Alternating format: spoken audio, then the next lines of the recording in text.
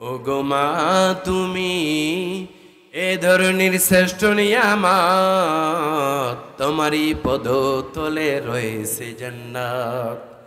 ও গো মা তুমি এ ধরনের শ্রেষ্ঠ নিয়ামত, তোমারই পদ তলে রয়েছে জান্নাত। এ পৃথিবী থাকতো মাগো ফুল পাখিহীন, এ পৃথিবী থাকতো মাগো মায়া মোহহীন, যদি না পেত মায়ের মায়ারি হাত, যদি না পেত মায়ের মায়ারি হাত। ও গো মা তুমি এ ধরনের শ্রেষ্ঠ নিয়ামত, তোমারই পদ তলে রয়েছে জান্নাত। কিন্তু অধিকাংশ মানুষগুলো আমরা বিবাহিত, চেহারা দেখে বুঝতে পারতেছি। এই যে বিবাহিত মানুষগুলো আছেন, কেউ বাবা হয়েছেন, কেউ অনেকে হয়তো বাবা হবেন আগামীতে। আপনাদের জন্য খুবই কার্যকরী একটা আয়াত তেলাওয়াত করেছি, খুব মনোযোগ দিয়ে শুনবেন। আল্লাহ রাব্বুল আলামিন বলছেন, ওয়াবিল ওয়ালিদাইনি ইহসানা। আল্লাহ বলছেন তোমরা তোমাদের পিতামাতার সহিত ইহসান করবে। সুবহানাল্লাহ। প্রিয় ভাইরা আমার, তারপরে আল্লাহ রাব্বুল আলামিন বলছেন, ইম্মা ইয়াবলুগান্না ইনদাকাল কিবারা আহাদুহুমা আও কিলাহুমা ফালা তাকুল লাহুমা উফফিন ওয়ালা তানহারহুমা وقل لهما قولا كريما। আল্লাহু আকবার। আল্লাহ রাব্বুল আলামিন বলছেন, যখন তোমাদের পিতা অথবা তোমাদের মাতা দুইজনের একজন যখন বয়স হয়ে যায়, বৃদ্ধ হয়ে যায়, মা যখন বৃদ্ধা হয়ে যায়, তোমাদের পিতা মাতার দুইজনকে অথবা দুইজনের একজনকে যদি তোমরা পাও, তখন তোমরা তাদের সহিত এমন কথা বলবে না এবং তাদের কোনো কাজে বিরক্ত প্রকাশ করবে না, তাদের কোনো কর্মের মধ্যে তুমি কখনো বিরক্ত প্রকাশ করে উফ শব্দটা বলবে না। কারণ আল্লাহ রাব্বুল আলামিন আপনাকে আমাকে পৃথিবীতে পাঠিয়েছেন কেবলমাত্র পিতামাতার মাধ্যমে। পিতামাতার বাইরে পৃথিবীতে কেউ আসতে পারে নাই, কেবলমাত্র এসেছিলেন হযরতে ঈসা আলাইহিস সালাতু ওয়াস সালাম, তার বাবা ছিল না। আল্লাহ রাব্বুল আলামিন হযরতে মারিয়াম আলাইহিস সালাতু ওয়াস সালামের গর্ভের মধ্যে রূহ ফুঁকিয়ে দিয়েছেন জিবরাইলের মাধ্যমে, একমাত্র তিনার বাবা ছিলেন না। তা বাদে হযরতে আদম থেকে শুরু করে যতগুলো মানুষ পৃথিবীতে এসেছে, সবাই কিন্তু বাবা মার মাধ্যমে এসেছে। বাবা মার বাইরে কেউ পৃথিবীতে আসতে পারে নাই। প্রিয় ভাইরা আমার, আপনার আমার জন্য বড় নেয়ামত, বড় রহমত হলো আপনার আমার পিতামাতা। এই জন্য পিতামাতাকে আল্লাহ রাব্বুল আলামিন স্বয়ং সম্মান করতে বলেছেন, পিতামাতার সহিত সৎ ব্যবহার করতে বলেছেন, ভালো আচরণ করতে বলেছেন স্বয়ং আল্লাহ। কে করতে বলেছেন? জোরে বলেন কে? আল্লাহ বলেছেন যে তোমরা তোমাদের পিতামাতার সহিত উপ শব্দটা ব্যবহার করবা না। ছোট্টবেলায় যখন তুমি ছোট্ট ছিলে, তুমি যখন বাজারে যাইতে, তোমার বাবা জিজ্ঞাসা করত, ও বাবা চলো তুমি আমার সাথে একটু বাজারে যাবে নাকি? ছোট্ট বাচ্চা রেডি হয়ে আছে, বাবার সাথে হাসি খুশি বাজারে যাবে, অনেক কিছু কিনবে। রাস্তায় যেতে যেতে মোড়ের মধ্যে বলছে বাবা এটা কি? বলছে বাঁশ। কিছুক্ষণ পরে আবার যায়, আবার বলছে বাবা এটা কি? বলছে বাঁশ। ওই ছোট্ট শিশু, সে বাঁশ চিনে না, ছোট্ট শিশু এটা কি ওটা কি কিছুই চিনে না, বারবার জিজ্ঞাসা করেছে। আপনি পিতা হয়ে কখনো রাগ করেন নাই, বরঞ্চ হেসে গালের মধ্যে একটা চুমু দিয়ে সুন্দরভাবে আদর করে আপনার সন্তানকে বুঝিয়েছেন বাবা এটার নাম অমুক। কথা বলেন ঠিক কি না? ওই যে 3 বছরের ছোট্ট শিশু, তাকে আপনি কখনো আদর করে তো কখনো তাকে প্রহার করেন নাই, চট থাপ্পড় দেন নাই, বারবার আপনাকে বিরক্ত করেছে। তারপরেও আপনি কিন্তু আপনার মহাব্বত ভালোবাসা যা আছে, আপনি টাকা দিতে পারেন নাই, পারেন, কিন্তু মহাব্বত ভালোবাসা দিতে আপনি কমতি করেন না। ওই ছোট্ট শিশুর প্রতি আপনার যে পরিমাণ ভালোবাসা, আপনি কখনো বিরক্ত না হয়ে বারবার তার কথার উত্তরগুলো আপনারা বা আপনি আমি সবাই কিন্তু দেই, চুপ থাকি না, থাকি নাকি?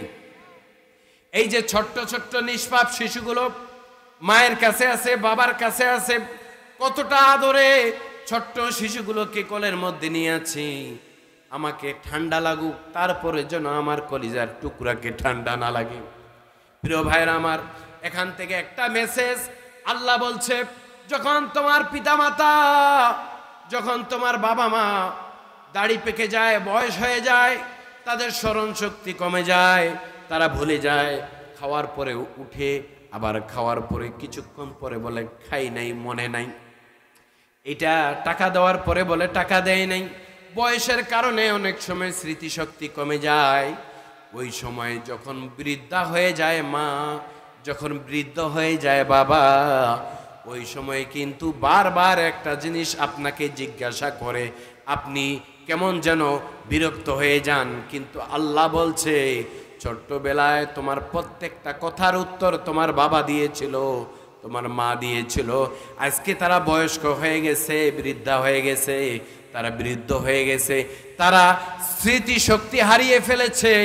তাদের ওই বারবার প্রশ্ন করার কারণে বিরক্ত বোধ হবা না, তোমার উফ শব্দটা করবা না, বরঞ্চ সম্মানের সহিত তাদের সহিত ভালো আচরণ করবা।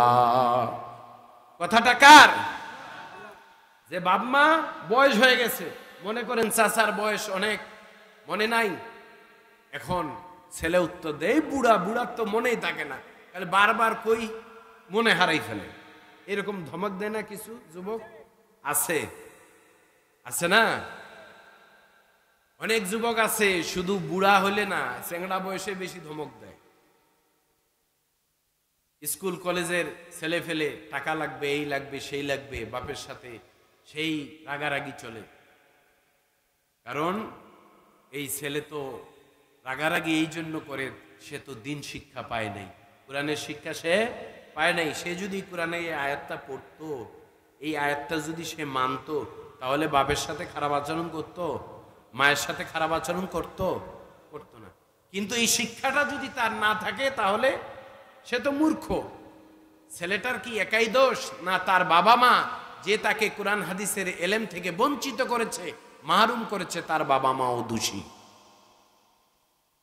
প্রিয় ভাইরা আমার, যেই ছেলে কোরআন হাদিস পড়ে নাই, পিতা মাতার সহিত খারাপ আচরণ করে, অন্যায় করে, খারাপ কাজ করে, গুনার কাজ করে, শুধু ওই ছেলে কেমন জানি গুনাহ পাবে বিষয়টা এমন নয়। একটা মিটার বাড়িতে লাগালে পরে ওই মিটারের নাম যার নামে আছে, ওই মিটারটা যার নামে আছে, বিলটা কিন্তু তার নামেই উঠে। আপনার বউয়ের নামে কখনো বিল উঠবে না, সন্তানের নামে উঠবে না, উঠবে বাড়ির পরিচালক যে, বাড়ির নেতা যে, দায়িত্বশীল যে, ওই বাবার নামে কিন্তু বিলটা উঠে। আপনার সন্তানকে দিন শিক্ষা না দেওয়ার কারণে, আপনার সন্তানকে কোরআন শিক্ষা না দেওয়ার কারণে যত অপকর্ম হবে, অপরাধ হবে, সব কিছু গুনাহ, কিছু কিছু তার বাবার আমলনামা উঠবে। এই জন্য সন্তানকে ভালো শিক্ষা, ওয়াখফিদ লাহুমা জানাহা যুল্লি মিনার রাহমা ওয়া কুর রাব্বিরহামহুমা কামা রাব্বায়ানি সগীরা। প্রিয় ভাইরা আমার, এবার আল্লাহ রাব্বুল আলামিন বলছেন, যখন তোমরা ইনকাম করবা টাকা পয়সা, তোমাদের টাকা পয়সা ইনকাম করা, আর তোমাকে তোমার বাবা মা জন্ম দিয়েছে, লালন করেছে, পালন করেছে, তোমার পিতামাতার জন্য ভালোবাসার চাদরটা তুমি বিছিয়ে দাও, সুবহানাল্লাহ। আর তোমার পিতামাতা যখন দুনিয়া থেকে চলে যায়, বিদায় নিয়ে চলে যাবে, তখন পিতামাতাকে পাবে না, কিন্তু পিতামাতার জন্য কবরের পাশে গিয়ে একটা দোয়া করতে হবে। দোয়াটা শিখিয়ে দিয়েছেন স্বয়ং আপনার আমার মালিক আল্লাহ। কে শিখিয়ে দিয়েছেন? আল্লাহ। এই দোয়াটা শিক্ষা করা আমাদের জন্য জরুরি, খুবই জরুরি। সকালেই আমার সাথে পড়েন, রব্বিরহামহুমা কামা রব্বায়ানি সগীরা। এই দোয়াটা সকালে জানি তো, অর্থটা খালি জানি না, অর্থটা আজকে শিখে নেন। আল্লাহর কাছে আমরা কিন্তু কি দোয়া করি, অর্থটা আজকে শিখে নেন। দোয়া করি অর্থ জানি না, অর্থ বুঝি না, কি বললাম তাও জানি না। আল্লাহর কাছে বলছে, আল্লাহ রব্বির হামহুমা কামা রব্বায়ানি সগীরা। ইরহাম মানে রহম করো, হে আমার রব আমার পিতামাতার প্রতি রহম করো। তুমি তোমার রহম দিয়ে আমার পিতামাতার কবরটা তুমি আলোয় আলোকিত করে দাও। যেমনি ভাবে ছোট্টবেলায় আমার পিতামাতা আমার প্রতি রহম করেছে, ভালোবেসেছে, আমাদেরকে দেখাশোনা করেছে, ঠিক তেমনি তুমি অন্ধকার কবরে আমার পিতামাতাকে দেখাশোনা করিও। সুবহানাল্লাহ। কত সুন্দর আয়াত আল্লাহ নাজিল করলেন, যে ছোট্টবেলায় যেমন লালন পালন করেছে আমার পিতামাতা আমাকে, কবরের মধ্যে তুমি আমার পিতামাতাকে কি করো, ওই রকম ভাবে লালন পালন দেখাশোনা করো। এর চাইতে শ্রেষ্ঠ দোয়া আর আছে নাকি? আছে। তাহলে কবর জিয়ারত করার দরকার আছে না নাই? না দুই ঈদে করবেন, একবার রমজান ঈদে ছাড়া আর কবর জিয়ারত হয় না। আর যদি কেউ মারা যায় হয়তো ওর ওসিলায় বাবা আমার কবরটা করি। আমরা এরকম মাহরুম। কবরের পাশে গিয়ে বারবার যাবেন, এই জন্য কবরের পাশে যারা যায় এদের অন্তরটা আল্লাহ তাআলা নরম করে দেয়। কারণ কবরবাসীকে দেখার সাথে সাথে আপনার অন্তরের মধ্যে ভয় চলে আসবে। আহা, জানি না কখন যেন এই কবরের মধ্যে আমাকে আসতে হবে। কেউ কি জানে নাকি কবরের ডাক কখন আসবে? কেউ জানে? হবে এলান তোমারই নাম মসজিদের মাইকে, বাড়িওয়ালা নাহি রে বাড়ি নাই রে দুনিয়াতে। ঠিক না? আজকে বাড়িওয়ালা ছিল, বাড়িওয়ালা আব্দুর রহিম আব্দুল কুদ্দুস নাই।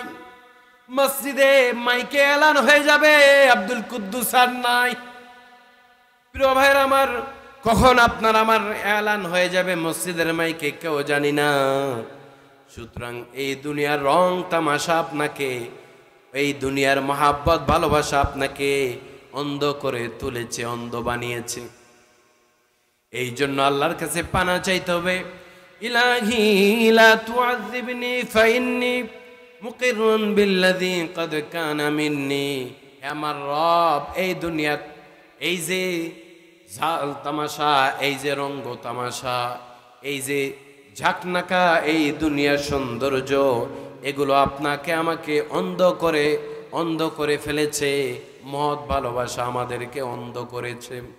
আল্লাহ, তুমি যদি আমাদেরকে এই দুনিয়ার মহৎ আমাদের অন্তর থেকে বের না করে দাও, তাহলে নিশ্চিত আপনি আমি ক্ষতির মধ্যে পড়ে যাব।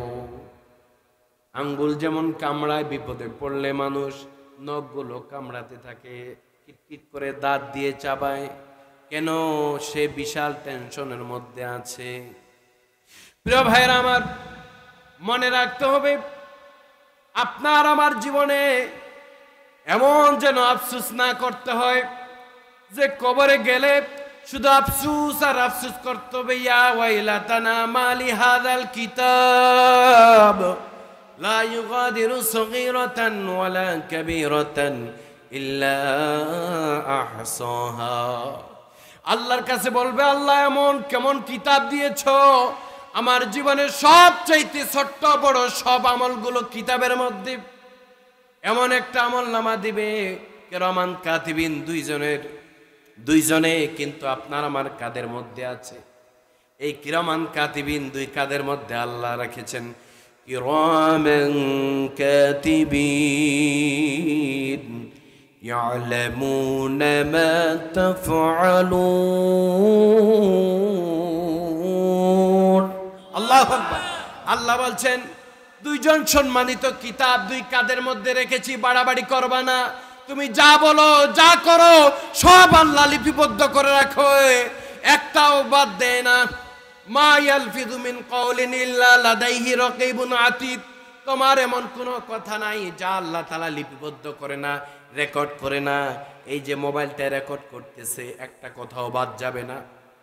ঠিক তেমনি আল্লাহ রাব্বুল আলামিন যে ফেরেশতা রেখেছেন, ঠিক ওই ফেরেশতা যা আপনি বলেন করেন সব কিছু লিপিবদ্ধ করে রাখে, রেকর্ড করে রাখে। আপনি মরার পরে হাসরের ময়দানে আমলনামা আপনার হাতে দেওয়া হবে। প্রিয় ভাইয়ের আমার, কথা বলছিলাম বাবা মার সম্পর্কে।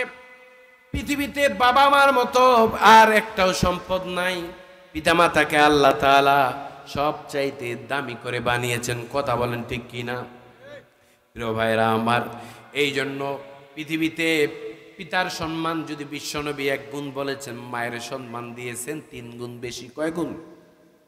বিশ্বনবীর কাছে জিজ্ঞাসা করলেন, ইয়া রাসূলুল্লাহ মা হাক্কু বিহুসনি সাহাবাতি, হে আল্লাহর রাসূল, সবচাইতে উত্তম আচরণ পাওয়ার অধিকার রাখেন কে? বিশ্বনবী বললেন, ক্বালা উম্মুকা, তোমার মা। আবার সাহাবায়ে কেরামগণ জিজ্ঞাসা করলেন, ইয়া রাসূলুল্লাহ তারপরে কে? বিশ্বনবী বললেন, তোমার মা। আবার সাহাবায়ে কেরামগণ জিজ্ঞাসা করলেন, ইয়া রাসূলুল্লাহ তারপরে কে সবচাইতে উত্তম আচরণের অধিকার রাখে? বিশ্বনবী বললেন, ক্বালা উম্মুকা, তোমার মা। 3 বার পড়ার পরে সাহাবায়ে কেরামগণ জিজ্ঞাসা করলেন, ইয়া রাসূলুল্লাহ তারপরে সবচাইতে উত্তম আচরণ পাওয়ার অধিকার রাখেন কে? বিশ্বনবী বললেন, ক্বালা আবুকা, তোমার বাবা। 3 বার মায়ের কথা বলার পরে 4র্থ বারে বিশ্বনবী বললেন, তোমার বাবা। সুবহানাল্লাহ। তাহলে মায়ের মর্যাদা 3 গুণ বেশি। কথা বলেন ঠিক কিনা? প্রিয় ভাইয়ের আমার, জানার দরকার আছে মায়ের মর্যাদা 3 গুণ কেন বেশি। প্রথম, আল্লাহ রাব্বুল আলামিন যে মায়ের মর্যাদা বাড়িয়ে দিয়েছেন 1 গুণ বেশি, কি জন্য দিয়েছেন? যেই মা 10 মাস 10 দিন গর্ভে ধারণ করলেন, এই গর্ভে থাকাকালীন কত যে লাথি দিয়েছি, কত যে গুতা মেরেছি, কত যে কষ্ট দিয়েছি। মা খেতে বসবে, ওই সময় ছেলে সন্তান অথবা মেয়ে সন্তান নড়ানড়ি করে লাথি সহ্য করে নেয়। এই জন্য 1 গুণ সওয়াব, 1 গুণ নেকি, 1 গুণ মর্যাদা আল্লাহ তাআলা মায়ের বাড়িয়ে দিয়েছেন। সুবহানাল্লাহ। ও গো মা, তুমি এ ধরনের শ্রেষ্ঠ নিয়ামত, তোমারই পদতলে রয়েছে জান্নাত। ও গো মা, তুমি এ ধরনের শ্রেষ্ঠ নিয়ামত, তোমারই পদতলে রয়েছে জান্নাত। এ পৃথিবী থাকতো মাগো ফুল পাখিহীন, এ পৃথিবী থাকতো মাগো মায়া মোহহীন, যদি না পেত মায়ের মায়ারি হাত, যদি না পেত মায়ের মায়ারি হাত। ও গো মা, তুমি এ ধরনের শ্রেষ্ঠ নিয়ামত, তোমারই পদতলে রয়েছে জান্নাত। কার পায়ের নিচে জান্নাত বলেন তো? আল জান্নাতু তাহতা আকদামিল উম্মাহাত। বিশ্বনবী বললেন, তোমার মায়ের পায়ের নিচে তোমার জান্নাত। বাবার পায়ের নিচে জান্নাত নেই, কিন্তু বাবার কথা শুনলে জান্নাত আছে। কিন্তু বিশ্বনবী বললেন, তোমার মায়ের পায়ের নিচে জান্নাত আছে। তোমার মায়ের যত খেদমত বেশি করবা, তোমার মায়ের দোয়া আল্লাহ তাআলা ফেরত দিবে না। সুবহানাল্লাহ। প্রিয় ভাইরা আমার, 2 গুণ মর্যাদা আল্লাহ বাড়িয়ে দিলেন। 3য় নাম্বার মর্যাদা আল্লাহ তাআলা কেন বাড়িয়ে দিলেন একটা বার শুনুন। যখন সন্তানটা ভূমিষ্ঠ হয়ে গেল, ওয়াসাইনাল ইনসানা ওয়ালিদাইহি হামালাতহু উম্মুহু ওয়ানান আলা ওয়াহনিন ওয়া ফিসালুহু ফি আমাইন। আল্লাহ বলছে, বাচ্চা যখন ভূমিষ্ঠ হয়ে যায় 2 বছর দুধ পান করেন বাবা না মা? বাবা করায়। আমেরিকার এক পাগলে বলছিল যে সারা জীবন তো মা দুধ পান করায়, এবার আমি বাবা হয়ে একটু পান করাবো। মানে ও এত বউকে ভালোবাসে যে বউয়ের কষ্ট আর দেখতে না পারে, বলছে, বউ শুনো, তুমি যেমন কষ্ট পাবা আমিও তোমার অর্ধেক কষ্টের ভাগ আমি নিব। কেমন? তুমি যখন ডেলিভারি করবে, তুমি যখন পেটে ধরবে, উ করবে, আমিও উয়া করব, তাহলে অর্ধেক কি হবে? কষ্ট ও নিবে। আসলে কি এটা সম্ভব? এই মুখে উ আর যতই করেন, বাস্তবে যে ধারণ করেছে তার কষ্টটা সেই বুঝে। প্রিয় ভাইরা আমার, তাহলে 2 বছর যে জনম দুঃখিনী মা আপনাকে দুধ পান করাইলেন, সেই মা দুধ পান করানোর কারণে আল্লাহ রাব্বুল আলামিন ওই মায়ের মর্যাদা 1 গুণ বাড়িয়ে দিয়েছেন। সুবহানাল্লাহ। বিশ্বনবী বললেন, রিদর রব্বি ফি রিদর ওয়ালিদু ওয়া সাখাতার রব্বি ফি সাখাতিহিমা। তোমাদের পিতামাতা সন্তুষ্ট হয়ে আল্লাহর সন্তুষ্টি, আর পিতামাতার নারাজি আল্লাহ নারাজি হয়ে যায়, নাউজুবিল্লাহ। এই জন্য পিতামাতার কথা মতো চলতে হবে কিনা? পিতামাতার কথা মতো যেজন চলে না, আল্লাহ নবীজির দয়া তারা পাবে না। পিতামাতা অতি আপন, পিতামাতার কর যতন। পিতামাতা হারিয়ে গেলে আর কখনো পাওয়া যাবে না, বউ চলে গেলে বউ পাওয়া যায়, কিন্তু মা, জনম দুঃখিনী মা যার হারিয়ে গেছে, জনম দুঃখিনী মা যার হারিয়েছে, তারা কি ওই মা বলে ডাকার মতো আর জীবনে সুযোগ পাবে নাকি? পাবে? কার কার মা নাই একটু হাত তুলেন তো। মা নাই, হাত নামান। এই যে মা হারা মানুষগুলো, আপনি হাজারবার চেষ্টা করলেও কাউকে মা বলে ডাকতে পারবে, আর যদি সৎ মা বানিয়ে নেন তবুও কিন্তু আসল মায়ের মতো কখনো হবে না।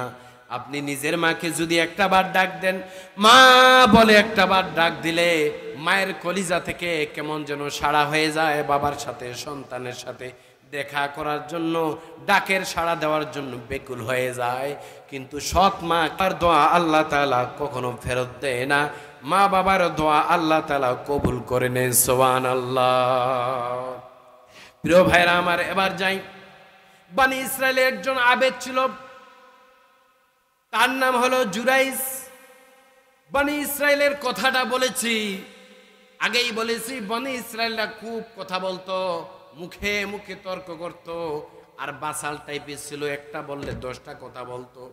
ওই বনি ইসরায়েল জাতিটা খুব ভয়ঙ্কর জাতি ছিল। এই বনি ইসরায়েলের কথা বলতেছি। প্রিয় ভাইয়েরা আমার, জুরাইজ নামে এক আবেদ ছিল। ওই আবেদ একটা বিশাল মরুভূমি ছিল, ওই এলাকায় গিয়ে ইবাদত করত যাতে এলাকার মানুষ ডিস্টার্ব না দেয়। ওই আবেদ ইবাদত করতে করতে আল্লাহর ওলি হয়ে গেছে। ওই সময়ে ওই জুরাইজ হলো আল্লাহর ওলি। সে সব সময় নামাজের মধ্যে তাসবিহ তাহলিল নিয়ে ব্যস্ত ছিল। তার নিজস্ব খানকার মধ্যে গিয়ে সে ইবাদতের মধ্যে মগ্ন। তার জনম দুঃখিনী মা গিয়ে ডাকতেছে জুরাইজ, কিন্তু খানকা থেকে কোনো আওয়াজ আসে নাই। আবার ডাকলো জুরাইজ, কোনো আওয়াজ নাই। 3-4 বার ডাকার পরে কোনো আওয়াজ পেল না। মা মনে করলো জুরাইজ মনে হয় আমার উপর রাগ করেছে, অথবা জুরাইজ ইচ্ছাকৃতভাবে আমার ডাকে সাড়া দিচ্ছে না। মা জননী রাগ করে ওখান থেকে বিদায় নিল এবং একটা বদদোয়া করে গেল, হে আল্লাহ, জুরাইজ আমার ডাকে উত্তর দিল না, সাড়া দিল না। আল্লাহ, তুমি তাকে কোনো পতিতালয়ের কোনো বেশ্যা নারী, বেবিচারী নারীর মুখ না দেখাইয়া তাকে মৃত্যু দিও না। এটা আর কি মা অজান্তেই এটা একটা বদদোয়া দিছে, মা বুঝে নাই। কিন্তু ওই বদদোয়াটা কি করছে, আল্লাহ কবুল করে নিছে। কি করছে? কবুল করছে। এবার মা চলে গেছে। ওই এলাকার মধ্যে একটা রাখাল ছিল। ওই রাখালটা আবার মাঝে মধ্যে জুরাইজের খানকায় যাইত। ওই খানকার মধ্যে উঠা বসা ছিল। ওই এলাকার মধ্যে আরেকজন মহিলা ছিল। ওই মহিলা সে বিবাহ করে নেই, অথচ সে প্রেগনেন্ট হয়ে গেছে। বেবিচারি করার কারণে সে পেটে বাচ্চা হয়ে গেছে তার। কিন্তু হঠাৎ মানুষজন ধরে ফেলল যে মেয়েটার পেটে বাচ্চা, বাচ্চাটার বাবাকে। মেয়েটার বাচ্চা যখন ভূমিষ্ঠ হলো, সন্তানটা হয়ে গেল, হওয়ার পরে কিন্তু বাবা খুঁজে পাচ্ছে না। এলাকাবাসী মিটিং দিল। মিটিং দেওয়ার পরে বিচার সালিশ হলো এর বাবাকে। এই এলাকার কোনো মানুষ ওই মহিলার সাথে খারাপ কাজ করে নাই, তাহলে নিশ্চয়ই ওই যে মরুভূমির মধ্যে খানকার মধ্যে যেই জুরাইজ নামে যেই আবেদটা আছে, নিশ্চয়ই ওই আবেদের কাজ হয়েছে। কারণ এই এলাকার মধ্যে ওই রকম মানুষ নাই। নিশ্চয়ই ওই যেহেতু একা আছে, নিশ্চয়ই সে আকাম কুকাম করেছে। ওই হলো ওই অবৈধ সন্তানের বাবা হলো ওই জুরাইজ। এলাকার লোকজন ঘিরে ফেললো জুরাইজের খানকা।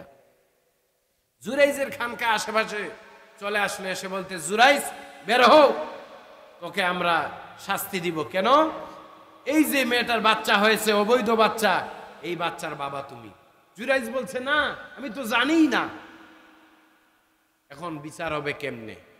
কোনো ওখানে আপনার চাক্ষুষ সাক্ষী নাই, জুরাইজের পক্ষে যে কেউ সুপারিশ করবে সেটাও নাই। জুরাইজ তো একা, সে তো আল্লাহর ইবাদতের জন্য ওই খানকায় গেছে। তেমনটা অবস্থায় কি করবে? আল্লাহর কাছে দোয়া করছে, আল্লাহ এই যে একটা আমার প্রতি যে ইলজাম, অপবাদ, এই অপবাদ থেকে আমাকে রক্ষা করো। এরকম অপবাদ এলাকায় আছে না নাই? ধর্ষণ না করেও ধর্ষণের মামলা আছে না নাই? ধর্ষণ না করেও ধর্ষণের অপবাদ দিয়েছে আপনার আমার প্রিয় ওস্তাদ, আপনার আমার কলিজার টুকরা আল্লামা দেলোয়ার হোসেন সাঈদীকে। কথা বলেন ঠিক কিনা? ধর্ষণ না করেও ধর্ষণের অপবাদ দেওয়া হয়েছিল। তিনি নাকি ধর্ষণকারী, তিনি নাকি লুণ্ঠনকারী। আসলে তিনি ধর্ষণকারীও না, লুণ্ঠনকারীও না। তিনি যখন দুনিয়া থেকে বিদায় হয়, লক্ষ লক্ষ মানুষ চোখের পানি ফেলেছে। কথা বলেন ঠিক কিনা? আর তোমরা এই দেশ থেকে চলে গেছে অন্য দেশে, এদেশের মানুষ মিষ্টি বিতরণ করেছে। কথা বলেন ঠিক কিনা? তাহলে বোঝা গেল কার জনপ্রিয়তা আল্লাহর কাছে বেশি, মানুষের কাছে বেশি। এটা জনগণ ভালোই বুঝে। প্রিয় ভাইরা আমার, অপবাদ থেকে বাঁচার জন্য আল্লাহর কাছে দোয়া করেছে, আল্লাহ তুমি ছাড়া আমার কে এই সুষ্ঠু বিচার করবে? তখন আল্লাহ রব্বুল আলামিন বললেন, ঠিক আছে, একটা সমাধান দেওয়া যায়। ওই যে ছোট্ট শিশু, সে তো কথা বলতে পারে না, মাত্র কয়েকদিন, সে কথা বলবে কেমনে? কিন্তু আল্লাহ তাআলা ওই ছোট্ট শিশুর জবানটা খুলে দিল। জবানটা খুলে দিয়ে ওই ছোট্ট শিশু বলল, জুরাইজ আমার পিতা না, আমার পিতা হলো অমুক এলাকার রাখাল। সে মাঝে মাঝে এই এলাকার মধ্যে ছাগল চড়াতে আসতো, আর আমার মায়ের সাথে সে জেনায় লিপ্ত হয়েছে। উত্তর দিল ছোট্ট শিশু। দোলনাতে 3টা শিশু কথা বলেছে, দোলনা শিশু। কোনো শিশু কথা বলে নাই। একটা হলো হযরত ঈসা আলাইহিস সালাতু ওয়াস সালাম, দোলনায় ছিল। যখন মারিয়াম আলাইহিস সালাতু ওয়াস সালামের বিরুদ্ধে তারা অপবাদ দিল যে মারিয়াম এর বাবা নাই, নিশ্চয়ই তুমি কারোর সাথে খারাপ কাজ করেছো, এই অপবাদ থেকে বাঁচার জন্য বলেছিলেন ইন্নী আব্দুল্লাহ। ওই ছোট্ট বাচ্চা বলেছিল, ওই ছোট্ট শিশু যে দোলনার শিশু, সেই শিশু বলেছিল, নিশ্চয়ই আমি আল্লাহর বান্দা, আমাকে আল্লাহ তাআলা রাসূল হিসাবে, নবী হিসাবে পাঠাইছেন। সুবহানাল্লাহ। ঠিক এই দোলনার শিশু উত্তর দিল যে জুরাইজ আমার বাবা না, অমুক একটা রাখাল। পিতামাতার দোয়া বদদোয়া দুইটাই কবুল হয়। প্রিয় ভাইরা আমার, মায়ের মতো ভালোবাসবে পৃথিবীতে আপনার জন্য এমন কোনো মানুষ নাই। বাবাও তো ভালোবাসে আপনাকে, মাও ভালোবাসে, কিন্তু মা পৃথিবীতে সবচাইতে সন্তানকে ভালোবাসে। পৃথিবীতে যতগুলো মানুষ এই দুনিয়াতে এসেছে, প্রত্যেকটা মানুষের ইতিহাস খুঁজলে পাওয়া যাবে তার জন্য তার মাটা ছিল শ্রেষ্ঠ মা। সুবহানাল্লাহ। আপনার কাছে আমার কাছে আমার মা শ্রেষ্ঠ।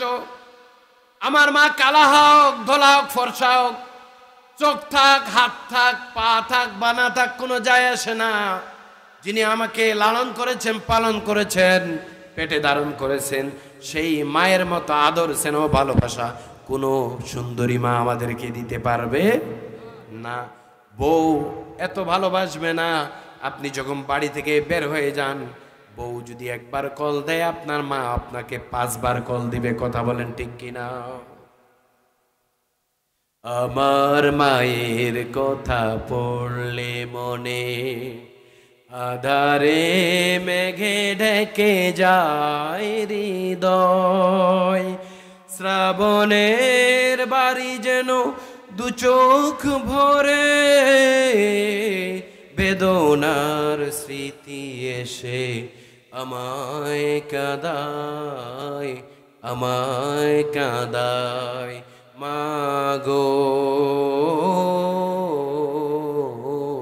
মাগো, মায়েরা চলিরে তোমরা যারা আছো মার স্নেহের ছায়ায়, বুঝবে কি করে বলো মা ছাড়া জীবন কত সহায়। যাদের মা নাই তারা বুঝে মায়ের আঁচলের নেড়ে তারা থাকতে পারে না। যাদের মা আছে ওরা তো তার সন্তানকে আগলে রাখে, ভালোবাসা দেয়। কিন্তু যার মা নাই বিপদের সময় আপনার পাশে দাঁড়াবে না। এই জন্য কবি যারা গায়ক সবাই মায়ের নিয়ে অনেক গজল লিখেছেন। প্রিয় ভাইয়ের আমার, আল্লাহ তাআলা কোরআনুল কারীমে মাকে সম্বোধন করে অনেক আয়াতে কারিমা নাজিল করেছেন। তার মধ্যে পিতামাতার সবচাইতে দামি একটা আয়াত সূরা বানী ইসরাঈলের 23 নম্বর আয়াত। এই আয়াতের অর্থ আপনাদের সামনে আমি বলেছি। এই আয়াতটার উপর আল্লাহ তাআলা আপনাকে আমল করার তৌফিক দান করুন, আমিন। প্রিয় ভাইয়ের আমার, এবার আসুন, মায়েরা পৃথিবীর সবচাইতে শ্রেষ্ঠ সম্পদ। সম্পদ কিনা? এই জন্য মায়েদের জন্য, আমার বোনদের জন্য কিছু হাদিস বলে যাব, যে হাদিসগুলো আমল করলে সরাসরি তারা জান্নাতের 8টি দরজার যে কোনো দরজা দিয়ে প্রবেশ করতে পারবে। মায়েরা খুব মনোযোগ দিয়ে শুনবেন, দিলের কান দিয়ে শুনবেন। বিশ্বনবী বলতেছেন, ইদা মারাতুল, বিশ্বনবী বলতেছেন, বিশ্বনবী বললেন, যখন কোন মহিলা 5 ওয়াক্ত নামাজ আদায় করবে, তখন ওই মহিলা জান্নাতের 8টি দরজার যে কোনো দরজা দিয়ে প্রবেশ করবে, ফেরেশতারা বাধা দিবে না। সুবহানাল্লাহ। 2 নম্বরে বললেন, অসমাত শাহরহা, রমজান মাসের যেই সমস্ত মায়েরা বোনেরা রমজান মাসের রোজা রাখবে, ওই রোজা রাখার কারণে বিশ্বনবী বললেন জান্নাতের 8টি দরজার যে কোনো দরজা দিয়ে আমার মা বোন প্রবেশ করবে, কোনো বাধা দিবে না। সুবহানাল্লাহ। বিশ্বনবী বললেন,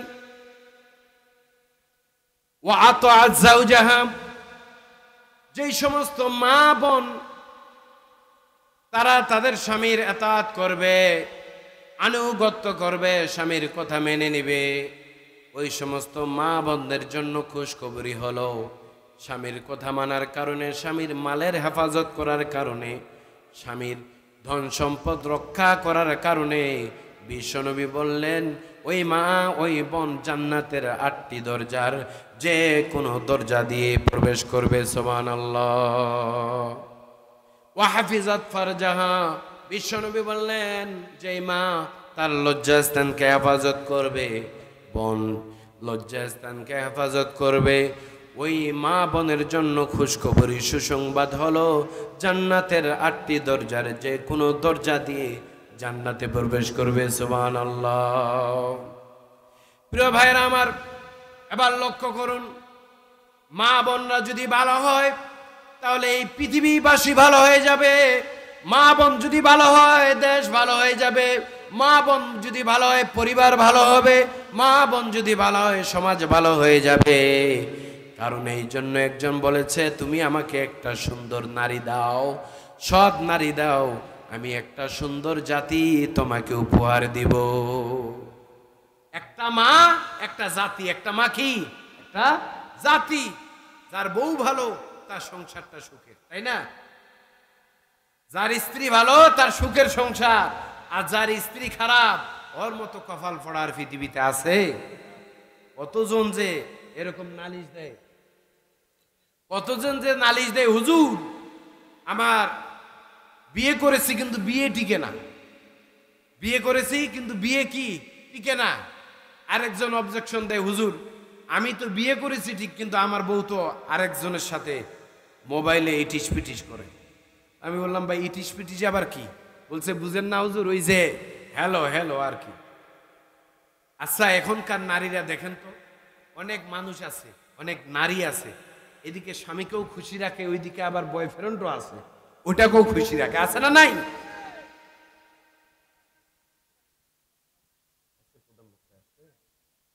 যা হোক, প্রধান বক্তা চলে আসছে, শেষ করে দেই। তো যা হোক, যে কথাটি বলছিলাম, তাহলে এই যে অবজেকশন দেয়, এর মূল কারণ হলো একটা নারী যদি সৎ না হয় ওই পরিবারের মধ্যে কি নাই? সুখ নাই। এর মূল কারণ হলো একটা নারী যখন বেপরদায় চলে ওই পরিবারটা তখন শান্তিতে ভোগে। কারণ বর্তমান নারীরা নিজের স্বামীকে খুশি না করাইয়া তারা ভুরু প্লাক করে, তারা ফেস বিভিন্ন রকম মেকআপ টেকআপ করে, চুল ছেড়ে দেয়, উঁচা করে চুল বাঁধে, বিভিন্ন স্টাইলে তারা দোকানে যায়। দোকানদার ভাইকে মামা বলে, ভাইয়া বলে, সব বলে, তাদেরকে খুশি করে। আর বাড়িতে আসার পরে স্বামীরে কষ্ট দেয়, ধমক দেয়। স্বামী যদি বলে ভাতটা দাও, তখন বলে কিসের ভান্ডারকে ভাইয়া করে এত সুন্দরভাবে সুন্দর কণ্ঠে ডাকে। দোকানদার মহা খুশি হয়ে যায়। টাকা আপনার কষ্টের অর্জিত টাকা, সম্পদ আপনার কষ্টে অর্জিত সম্পদ, সেই টাকা স্ত্রীর হাতে তুলে দিলেন, আর সুন্দর ব্যবহার পাচ্ছে রিক্সাওয়ালা, ভ্যানওয়ালা, অটোওয়ালা আর সেই দোকানদার ভাইরা। অথচ সুন্দর আচরণ পাওয়ার যোগ্যতা রাখি আমরা পুরুষরা। কথা বলেন ঠিক কিনা? বউরা সুন্দর আচরণ করবে পুরুষের সাথে, তার স্বামীর সাথে, তাই না? কিন্তু আচরণটা ভালো পাচ্ছে অন্য মানুষ, খারাপ আচরণের নির্যাতন বা এই নিপীড়ন সহ্য করতেছে আমাদের যারা পুরুষ আছে এরা। মা বোনদেরকে বলবো, দয়া করে যে মা, যে বোন তার স্বামীকে খুশি করতে পারবে, বিশ্বনবী বললেন তার জন্য উত্তম এবং তার জন্য শ্রেষ্ঠ মানুষ পৃথিবীতে আর তার চাইতে কেউ হতে পারবে না। ওই মা হলো সবচাইতে শ্রেষ্ঠ, যে তার স্বামীর কাছে ভালো। সুবহানাল্লাহ। আর যেই মায়ের স্বামী আছেন, বোনের স্বামী আছেন, স্বামী যখন খুশি থাকবে, অমতা অবস্থায় যদি মা মৃত্যুবরণ করে, তাহলে ওই মা বা ওই বোন সরাসরি জান্নাত যাবে। সুবহানাল্লাহ। প্রিয় ভাইরা আমার, যা হোক, পিতামাতার সম্পর্কে সংক্ষিপ্ত আকারে যে কথাগুলো বলেছি, আল্লাহ তাআলা আপনাকে আমাকে আমল করার তৌফিক দান করুক।